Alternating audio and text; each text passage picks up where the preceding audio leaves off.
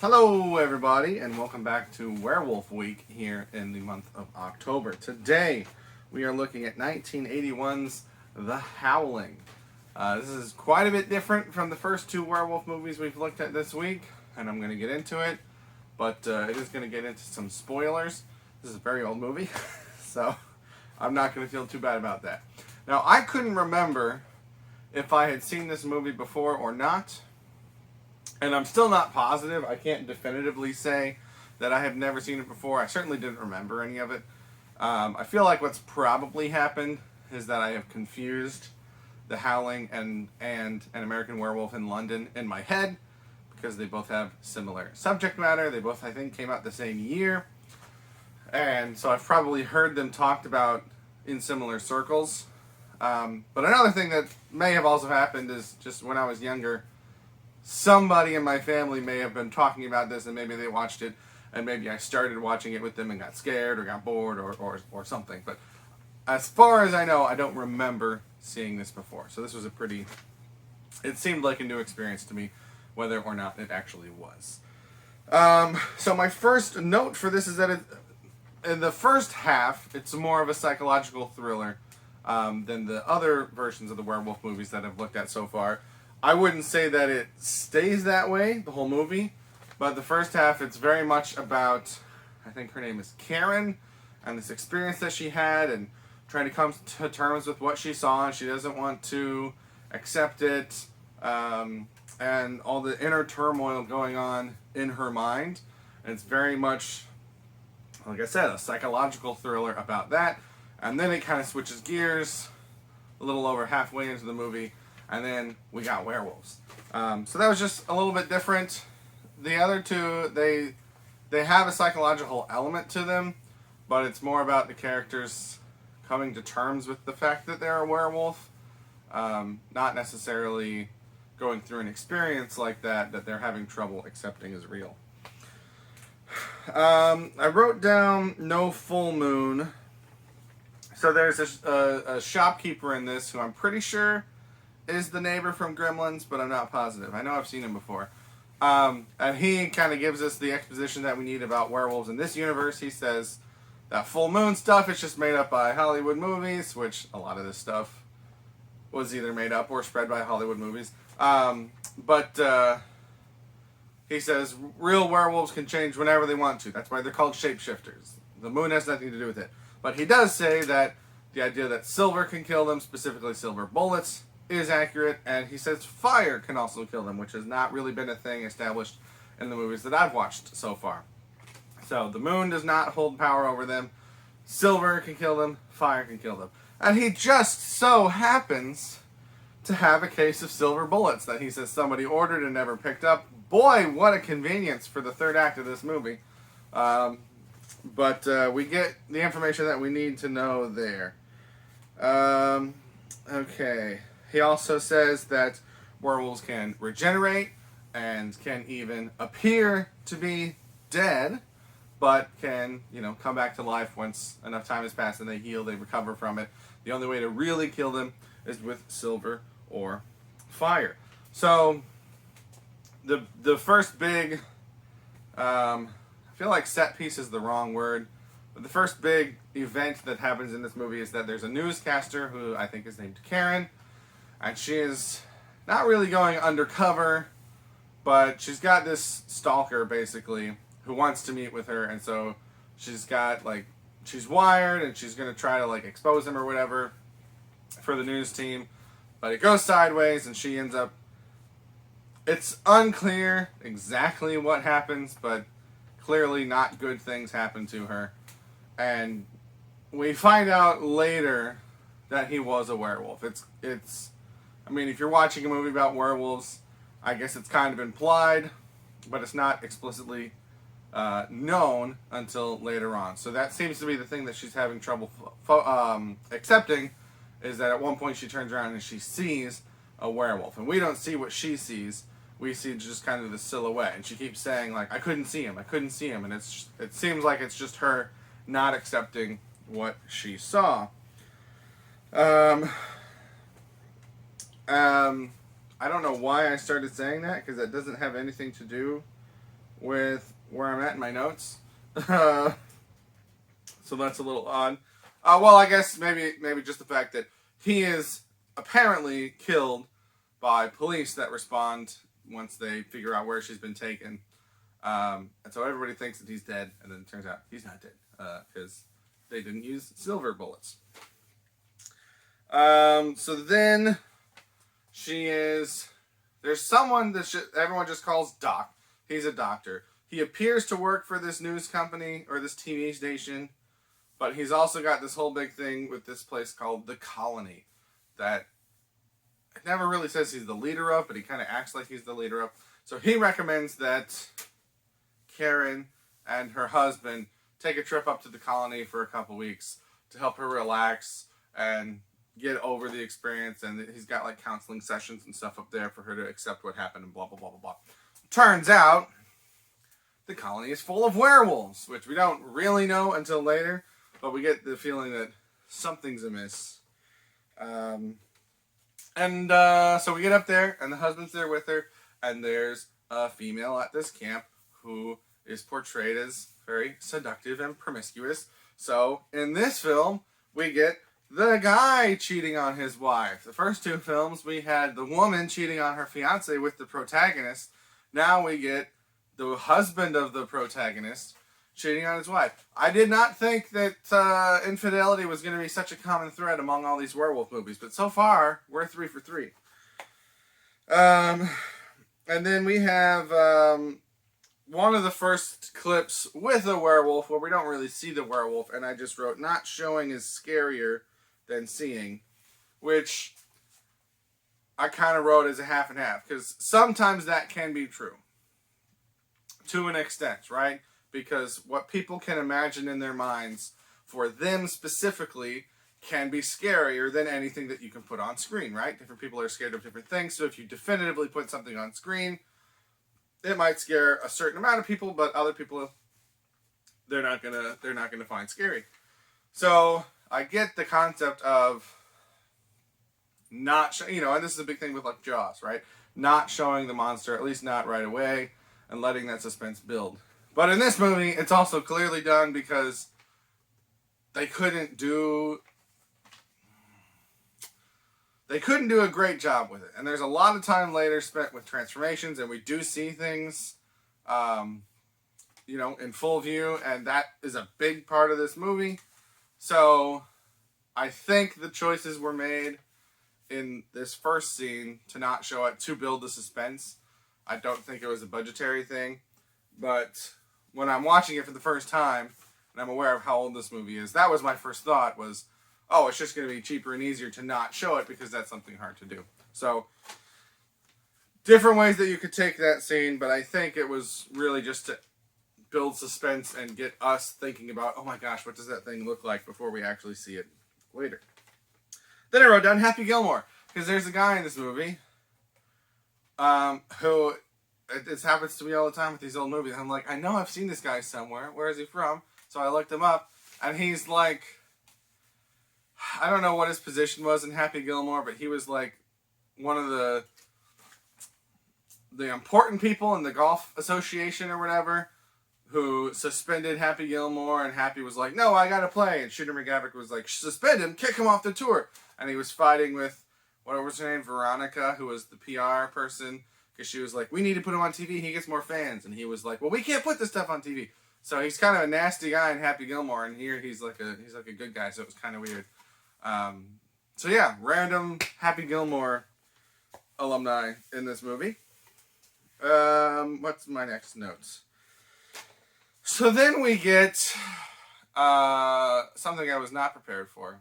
And it's not overly graphic, but we get for lack of a better term, a love scene between two people that during the course of the scene turn into werewolves. And I just wrote, that's where baby werewolves come from, I guess. Now, while I'm on this scene, apparently, in the trivia, I don't know, I wasn't there, but apparently, the actress in that scene was told that most of what she was revealing was not going to be seen on camera because there was a campfire in the scene. They said they were going to add smoke effects and heat effects, and so while she was actually presenting things to the crew that was there, she was apparently told, well, you're not going to see anything in the movie, right? No one's going to be able to see anything. And I guess, like, the way that she found out that that was not true was that Playboy magazine posted unedited photos without her knowledge or consent from this movie. And then she found out that the stuff that they told her they were going to add into this scene to obscure her was not added. And I'm just like, way to be terrible people, movie producers. Like, I don't know. You know, I'm sure there was a contract. I'm sure it had language. Fine. I don't know the details of that. But if you tell someone you're not going to be seen like that in the movie, and you have no intention of following through on that, you're a sleaze in my mind. So I'm not really rooting for the people behind this movie, if that makes sense. All right, so then we get. I wrote that the whole movie only lasts about a week. So this was in comparison to The Curse of the Werewolf, which was the previous entry in this series, which took place over decades. And it took so long to get to the werewolfing because we had to see where this guy's parents came from, and his mother as a child and growing up, and then his birth, and him as a child and growing up, and then finally we get to him as an adult, and then the other things that happen, and then, oh my gosh, it took forever. And in this, we kind of get right into it, and we don't see werewolves until about halfway through the movie, but we're building toward that the whole time because we're following this one character over a few days or several days. So I like the pacing of this a little bit better. Not a little bit better, a lot better than the last one that I watched. I wrote down that there are a lot of characters. So this isn't really something that I've talked about with the last two, but both of the last two that I've watched, there aren't that many characters. So the Universal one has the main character that turns into the werewolf, his dad, a doctor, a policeman or two, the woman he's interested in, her fiance, and her father. That's basically it, like 7 characters.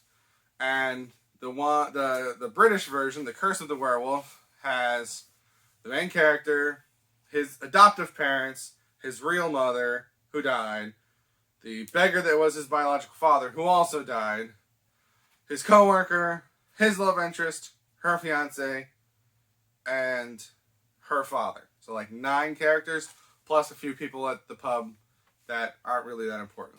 So like not that many characters, and most of them are only in it, or not most of them, but most of the extra ones are only in it for a little bit. This movie, you've got Karen and her husband, and then another couple that works at the station, but I'm not totally sure exactly what they do.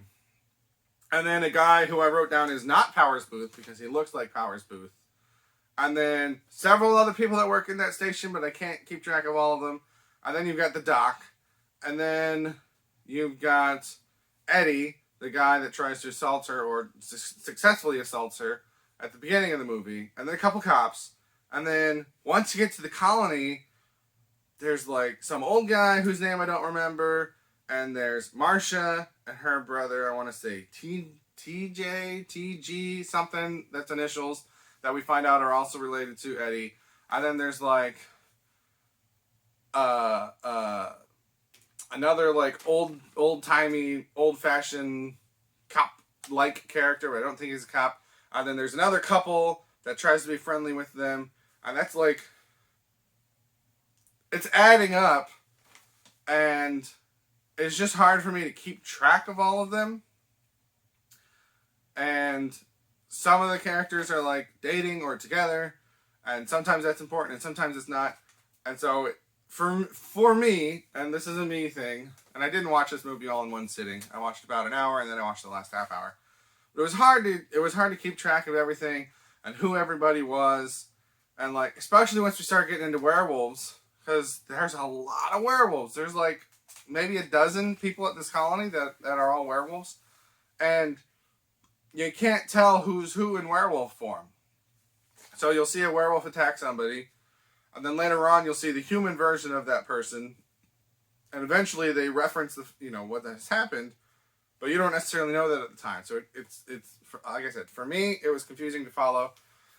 that could very well be that, you know, I'm accustomed to modern movies and how modern movies tell stories, and a lot of people say that they don't trust the audience to pick up on things, so everything's spoon-fed to us. So maybe there's some truth to that, and maybe at the time it wasn't very confusing, and maybe people that grew up watching movies like this would not be confused. But for me, there were a lot of characters to keep track of. I don't think it was like a major problem. It's just, again, in comparison to some of the other werewolf movies, there's a lot more going on here. There's the shopkeeper. He keeps coming into play. Okay, next I have a lot of time dedicated to transformations. So I had mentioned before that I thought they were going to try to avoid that, but apparently that was like this movie's big thing. It's like, we're going to show you the transformation. I still think it was clever and well executed how they did it in the old 40s version, where they just slowly dissolve frame by frame, right? And I realize it doesn't look great, but for the time, I think there's a lot of more advanced effects from a lot sooner in time, a lot more recent in time, that look a lot worse nowadays than that does, even 80 years later. I still think that looks pretty good for the time. But this movie, apparently that was the big thing. It's like, we're going to show these transformations, and I didn't time them, and it's probably not as long as I thought. I just get bored easily when one thing happens for a long time, but it feels like it takes multiple minutes, if not several minutes, to watch a full transformation scene. And like, I kind of get that the first time, but I feel like we get 2 or 3 or 4 different transformations in here. It's very, very slow and drawn out, and they go into all these different things. And if you're into that part of the lore, I can totally understand why this would be a cool movie for you to watch, because this really focuses on that. If you're into the transformation element, if you like seeing more gradual and grotesque features, they've got the ears popping out at one point. So like, if you're into that, I totally get it. And I totally understand why this movie has its fans. I don't quite understand why it has as many sequels as it does, but I understand why it has its fans. But that's, for me, that's not what I'm interested in a werewolf story. I'm interested in the story, not the change, because I understand they change into a werewolf. Like, I get that. I don't need to see that drawn out over several minutes, repeated several times in a movie. I'm not saying that's a bad thing. Again, I know there are some people that are into that kind of stuff. This is the movie for them. Not quite the movie for me for that reason, because the stuff that it focused on is just not what I would want a werewolf movie to focus on. But that's fine. Just because it's not for me doesn't mean it's not, what's the word I'm looking for? Valid. Alright, next note. The Secret Werewolf Colony. So, this is a big jump. This is a big jump in my brain. But a movie that involves werewolves that I do like a lot more is Underworld. And part of the lore, the mythology, the background of Underworld is that there are dens of werewolves. And at least from what I've watched, coming through from the 40s through the 60s into the 80s, this is the first time that we have a den of werewolves. I'm not saying that is the first time. I'm saying in the big, well-known movies that I chose to focus on, we get a colony of werewolves.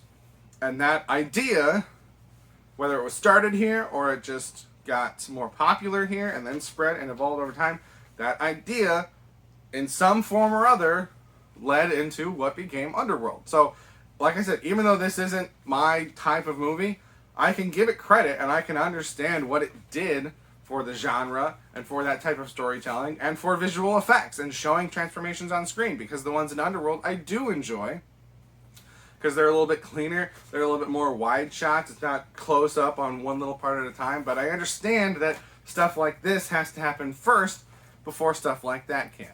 So I acknowledge it for what it's done, I appreciate what it has done, even though it's not particularly what I like to watch.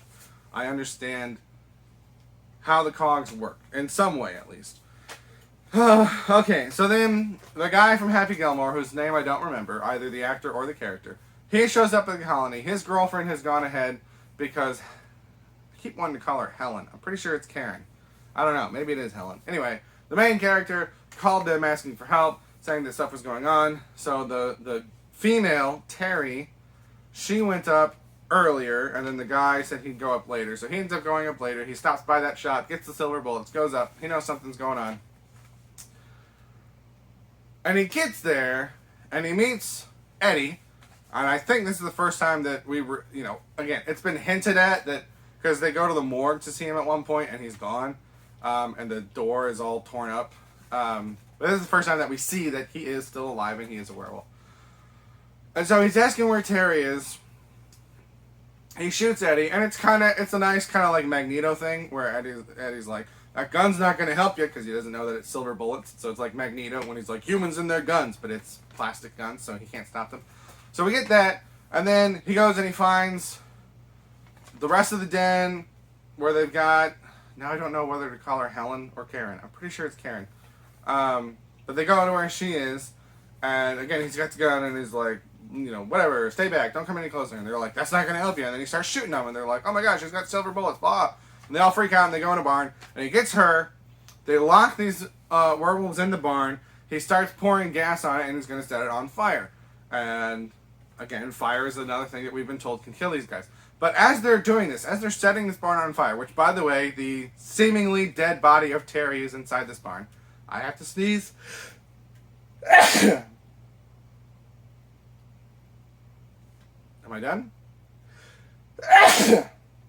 Okay, excuse me. So as he's pouring gasoline on this barn, he asks Karen where Terry is. And Terry is, I don't think they're married, but I think, they're clearly in a relationship and it's known about, whatever. And she just, like, not beating around the bush, she's like, I think they killed her.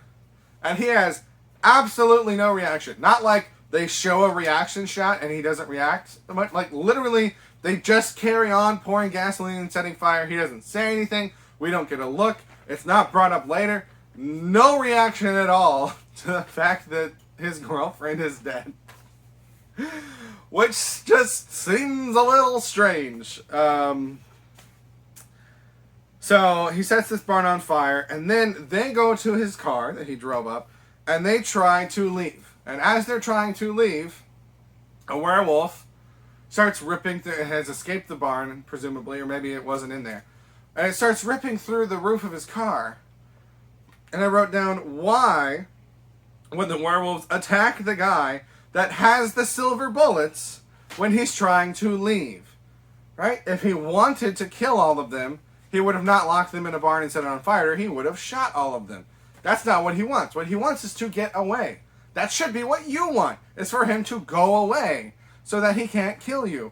So why you're actively stopping him from getting further away from you, this is one of those things that I think it was done because visually it looks cool and emotionally it's more exciting if, we can't get away with the world. But like, logically it just makes no sense why you would go after this guy that has one of the very few things that can kill you. And then they're leaving, and this cop that I think they called before, but I don't know for sure because there's a couple different cops in this, and there's so many other characters I couldn't keep track of them all because everybody looks the same. Everybody's got the same 80s mustache and 80s hairdo and whatever. So this cop is like not really blocking the road. He's pulled off on the road, but he's, it's not a roadblock. They could go by him.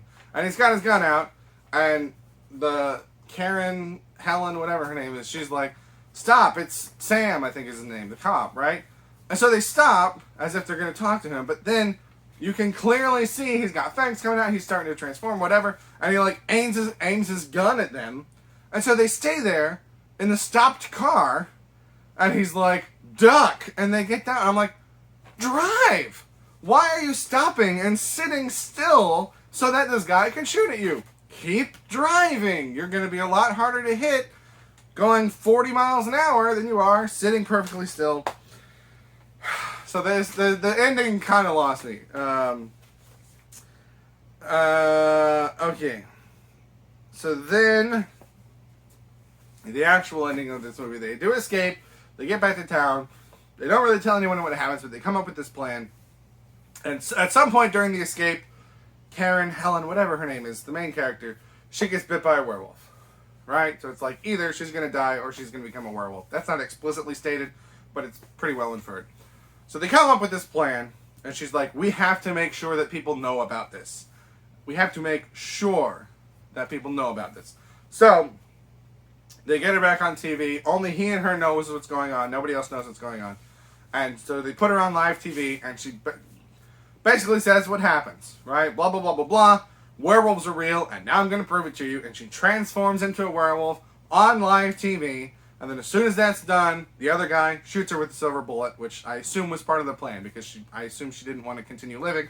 She just needed to show everyone that it was real. And it was a very similar ending to Glass, where it's like, we're going to show everybody that this stuff is real, right? And we're going to put this footage out there. And this one, I think, is done better because it's done on live TV in the 80s. So, like, I feel like people are going to be more willing to believe it as true. Whereas in Glass, it's done nowadays, and it's just, like, released on the internet. So, like, no one's going to believe that's true, right? Everyone's just going to think that it's fake footage. So, like, I think, and obviously this was done way before Glass, right? I'm not saying it copied Glass. But if you're comparing those two similar endings, I think this one is the better one because it's done on live TV. But then it shows lots of different people reacting, and, like, no one believes it. And, like, maybe that's the point, is, like, they tried, right? And they failed. And maybe that's why this has, like, 4 or 7 sequels. I don't know. I don't know how many sequels it has, but it has a lot. But, like, it shows these other people, and some kids seem like they believe it, but they also don't seem scared. They're like, she turned into a werewolf. That's cool. And then there's, like, one guy at a bar that was like, no, that was real. And they're like, you're drunk. And he's like, doesn't mean it wasn't real. But, you know, the other people, they're like, crazy what they could do with special effects these days. So I think that was the point, was to kind of gut punch the ending, because you think, oh my gosh, everyone's going to know that werewolves are real. And it's like, oh wow, they don't. And, like, if they're not going to believe that, what will they believe? Watch the 18th, you know. I don't like it when people hyperbole how many sequels that something has, and now I'm doing it myself, so I'm going to apologize for that. I'm going to take that back. I think it's at least 4. It's a lot. It's a lot of sequels. I've never heard of any of them, so it surprised me when I found out. So, even though I didn't super enjoy this movie, I was not most interested in what this movie chose to focus on. And generally, and I know this is just the modern movie watcher in me, but, like, movies from this time period to me just feel kind of flat, because, you know, they were real. And movies nowadays, they're not real. They've got effects and CG and green screen and blah blah blah blah. And, like, I get that, but just watching something from this time period, to me, it just feels a little bit flat. So I wasn't super interested throughout the course of this movie in looking into the sequels, but that ending has me interested. So it's not going to go to the top of my list, but maybe when next October rolls around, maybe I'll check out The Howling 2, which I think is called, like, Your Sister's a Werewolf or something like that. So I don't know. Some mixed thoughts on this movie. I appreciate it more than I enjoyed it, but I think that's okay. I don't think you have to necessarily enjoy something to understand what it's done, to understand what it's done. And I think it's fine to be able to say, I get that, like, this was an important movie for a lot of reasons. I just didn't like it. I think that's totally fine. And that is what I'm saying about this movie, The Howling. So I've ranted for a long time now, so I'm going to get off. Those are my thoughts on The Howling. Let me know if you have any thoughts, but that's all that I have to say. Thank you very much for watching, and have a good day. Hey everybody, Sam Tom here. Just wanted to let you know that I have 2 channels. If you're watching my music content, I also have a movie channel where I talk about movies and TV shows. If you're watching my movie content, I have a music channel where I do song covers, instrument demos, things like that. So feel free to check that out. Obviously, like, share, subscribe, comment, all that YouTube stuff. Thank you very much for watching, and have a good day.